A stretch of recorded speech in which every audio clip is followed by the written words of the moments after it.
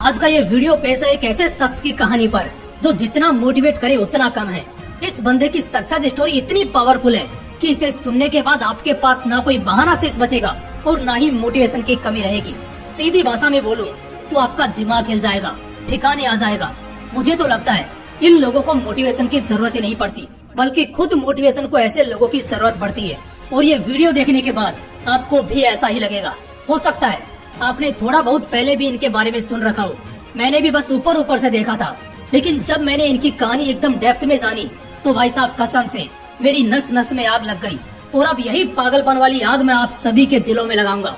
बस वीडियो को आखिर तक देखना, कुछ भी गलती से भी मिस मत करना। 17 फरवरी 1975 न्यूयॉर्क के बफेलो नाम के एक बहुत ही छोटे और गरीब गाँव में एक लड़के का जन्म होता है। जब भी कोई बच्चा अक्सर घर में पैदा होता है तो उस वक्त घर में खुशी का माहौल होता है, लोग खुश होते हैं, बच्चों को दुआएं मिलती हैं। इस बच्चे के साथ एकदम उल्टा था।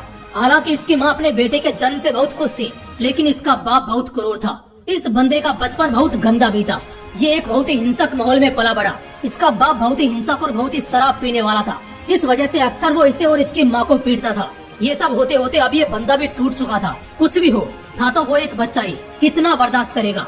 एक दिन इसने देखा कि इसका बाप इसकी माँ को बुरी तरह पीट रहा है, तो उस दिन वो बर्दाश्त नहीं कर पाया और सीढ़ियों से सीधा अपने बाप की पीठ पर कूदा और अपनी माँ को बचाया।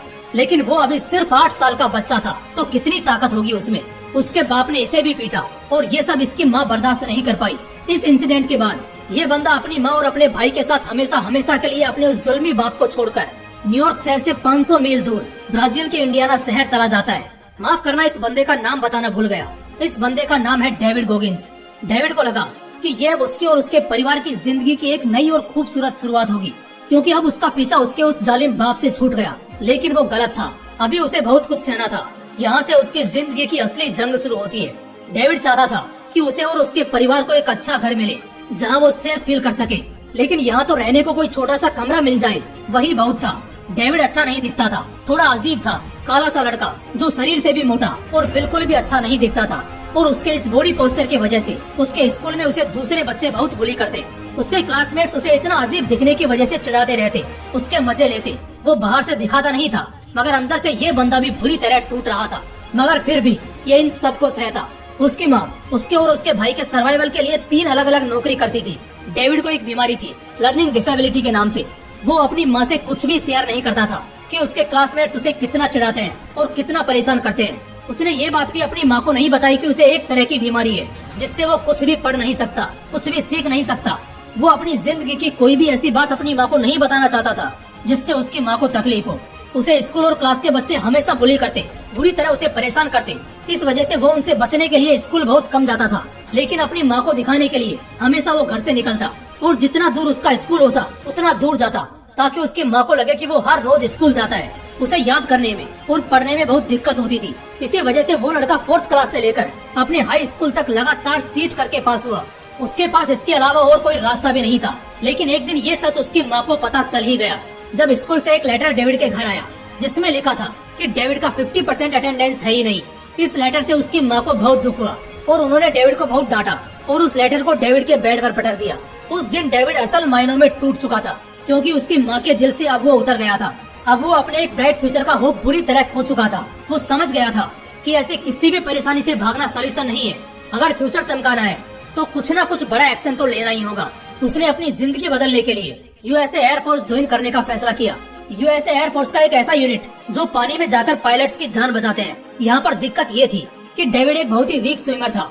वो पानी में उतरने से बहुत डरता था। उसने जैसे तैसे रगड़कर एग्जाम निकाला और ट्रेनिंग ज्वाइन की। उसे वहाँ की ट्रेनिंग बहुत हार्ड लगने लगी। इसी बीच उसे एक डराने वाली न्यूज पता चलती है कि उसे एक और बीमारी है, साइकिल सेल एनीमिया की बीमारी, जिसमें इंसानी जिस्म में खून की कमी होने लगती है। इसी वजह से उसे 1 वीक का रेस्ट दिया गया। 1 हफ्ते डेविड के पास मौका था दोबारा यूनिट ज्वाइन करने का, लेकिन उसने अपने डायग्नोसिस का बहाना बनाकर मना करते हुए कहा कि उसे उसकी जान खतरे में लगती है।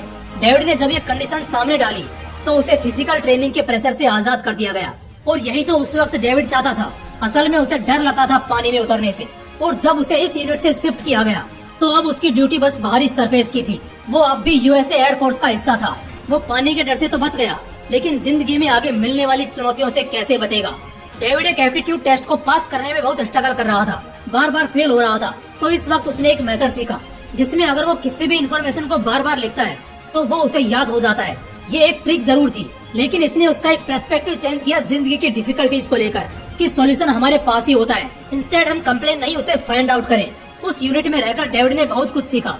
डेविड ने 4 साल एयरफोर्स में बिताए और अब उसकी जिंदगी बहुत अच्छी थी।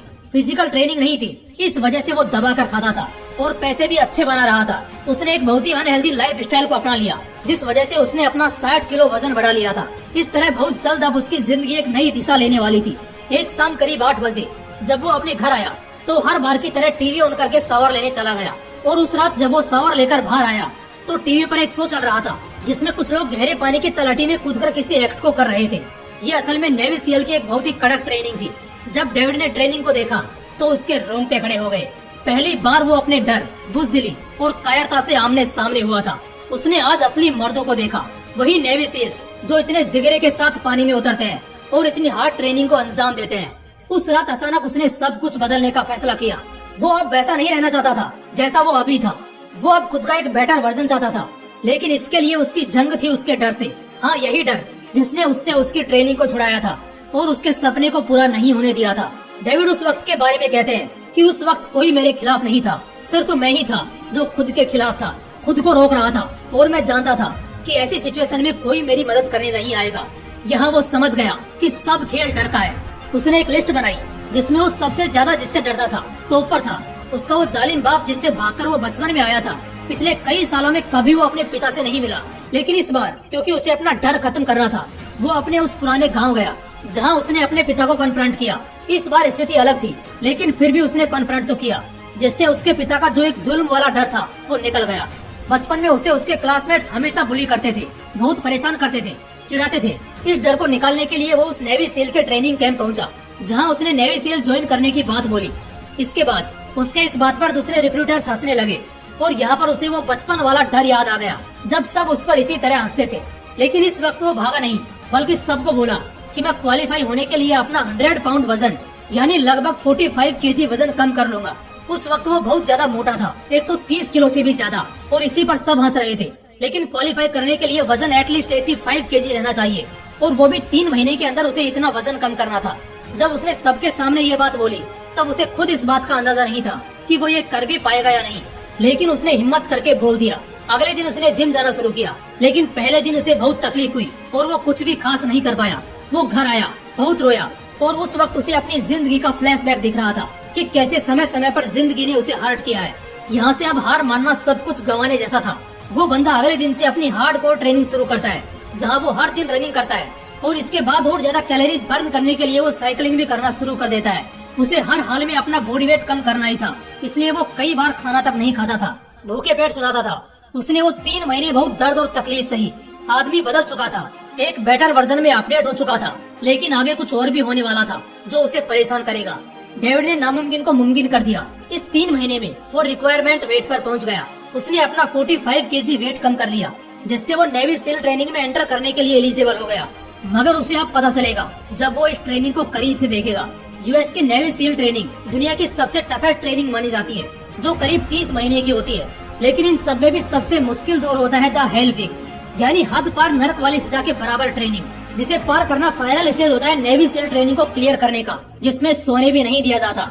डेविड ने 30 महीने की ट्रेनिंग कंप्लीट की, और जब वो उस हेल वीक की ट्रेनिंग कर रहा था उस दौरान उसे निमोनिया हो गया, जिस वजह से वो बाहर हो गया। लेकिन अब तक उसका हौसला टूटा नहीं था। उसने दोबारा ट्राई किया, लेकिन इस बार भी उसे स्ट्रेस फ्रैक्चर का सामना करना पड़ा, जिस वजह से उसे इस बार भी बाहर होना पड़ा। अब उसके लिए ये नामुमकिन लग रहा था, लेकिन उसके माइंड सेट में एक एम क्लियर था कि कैसे भी करके उसे ये ट्रेनिंग तो क्लियर करनी ही है। जब से उसने उस महज 3 महीने के दौर में अपना इतना वजन कम किया जो ऑलमोस्ट इम्पॉसिबल था, तब से उसका बिलीफ हो गया कि कुछ भी इम्पॉसिबल नहीं है। अगर वो उस नामुमकिन काम को अंजाम दे सकता है तो वो इस हेल वीक को भी पार कर सकता है। उसने तीसरी कोशिश की और ये उसकी आखिरी कोशिश थी, और बहुत ब्रेवली इस अटेम्प्ट में उसने इस हेल वीक को पार कर लिया। अब सिर्फ डेविड नेवी सील नहीं था, बल्कि वो पहला ऐसा बंदा था जिसने यूएस मिलिट्री से निकलकर नेवी सील को ज्वाइन किया था। इससे पहले इतनी कड़ी चुनौतियां किसी ने पार नहीं की थी। दोस्तों, डेविड की कहानी लिखते वक्त और अब आप सभी को बोलते वक्त कसम से मैं खुद इतना मोटिवेट हो गया हूँ कि अगले 1 महीने तक मैं खुद जरा भी डिमोटिवेट नहीं होने वाला हूँ। ये जर्नी अभी एंड नहीं हुई है, इसकी एंडिंग कंप्लीट सुनकर जाना। कुछ इंटरेस्टिंग ट्विस्ट का पता चलेगा जो आपके रोंगटे खड़े कर देंगे। जब ये बंदा नेवी सील मेंबर हो जाता है तो उस दौरान एक फ्लाइंग ऑपरेशन के वक्त डेविड के कुछ दोस्त हेलीकॉप्टर क्रैश में मारे जाते हैं। तो उस वक्त ये डेविड के लिए एक बहुत बड़ा सदमा था। डेविड जब उनकी फैमिली की हालत देखता है तो टूट जाता है। जितने भी सोल्जर्स की डेथ हुई थी उन सबकी फैमिली के लिए डेविड मनी राइज करना चाहता था। वो बैड वाटर अल्ट्रा मैराथन में पार्टिसिपेट करता है। शुरू के 1-2 रेसेस में वो बुरी तरह हार जाता है और जख्मी भी होता है, लेकिन 2006 में हवाई में हुए ट्रेथलॉन में वो सेकंड आता है, जो 3 दिन का अंडर वाटर रेस था। उसने वॉरियर फाउंडेशन में $2 मिलियन राइज किए उन सभी सोल्जर्स की फैमिली के लिए जो अपनी जिंदगी में फाइनेंशियली स्ट्रगल न कर पाए, उनके घर खाने की कमी ना हो और बच्चों की पढ़ाई अच्छी तरह पूरी हो सके। दोस्तों, डेविड आज लाखों करोड़ों लोगों की इंस्पिरेशन है और दुनिया के सबसे टफेस्ट पर्सन में गिने जाते हैं। और ये बात बेशक हम बहुत अच्छी तरह जान चुके हैं, लेकिन ये बंदा एक रिकॉर्ड तोड़कर सफलता हासिल करके मानने वालों में से कहाँ था। 2013 में हुए एक कंपटीशन में, जो कि था 24 घंटे में सबसे ज्यादा पुलअप लगाने का रिकॉर्ड, उसमें ये बंदा 17 घंटे में 4030 पुलअप लगाकर ये रिकॉर्ड भी अपने नाम कर लेता है और 2 सालों तक इसका ये रिकॉर्ड बरकरार रहता है।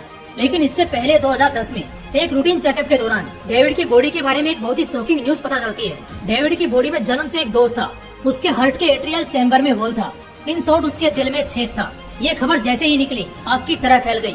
किसी बंदे के दिल में अगर छेद हो तो कई बार वो ऑक्सीजन लेने को भी स्ट्रगल करता है, लेकिन ये बंदा तो अलग ही तूफान था। 3 महीने में 45 किलो वजन कम किया, नेवी सील जैसी इतनी टफ ट्रेनिंग को कंप्लीट किया, अंडर वाटर रेसेस में टॉप रैंक लेकर आया और कई सारे वर्कआउट रिकॉर्ड बनाए। कोई मानने को तैयार ही नहीं था कि ये बंदा दिल में छेद होने के बावजूद दुनिया के सबसे टफ लोगों में कैसे शामिल हो गया।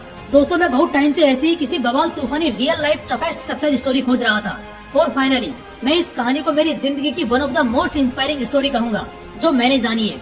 इससे पहले मैंने कुछ इसी बंदे की कहानी पर बायोपिक वीडियोस देखे थे, मगर उनमें 100% सच्चाई नहीं थी। असली चीज जो एक इंसान को इनसे सीखनी चाहिए, ऐसी कई चीजें स्किप की गई थी। आफ्टर इट मुझे नहीं लगता आज के बाद कभी आप बहाने बनाओगे, क्योंकि जब भी बहाने बनाने और गिव अप करने का मन करेगा, डेविड की स्टोरी याद कर लेना। और अगर कभी मोटिवेशन की कमी आए तो एक बार फिर से हाईली मोटिवेट होने के लिए ये वीडियो दोबारा देख लेना। दोस्तों, इस जिंदगी में सपने पूरे करने के लिए बस अपने आप पर भरोसा रखो, कुछ भी नामुमकिन नहीं है। इस वीडियो ने अगर तुम्हारा माइंडसेट बदला है तो एग्री करते हुए वीडियो को लाइक और शेयर करना। और अगर चैनल को अभी भी आपने सब्सक्राइब नहीं किया तो बहुत कुछ मिस कर दोगे, इसलिए तुरंत चैनल को सब्सक्राइब करके बेल आइकन जरूर प्रेस कर लेना, ऐसी और भी तूफानी आग लगा देने वाली वीडियोस के लिए और अपनी जिंदगी बदलने के लिए। मिलते हैं अगली वीडियो में एक बवाल मोटिवेशन के साथ। जय हिंद, जय श्री कृष्ण।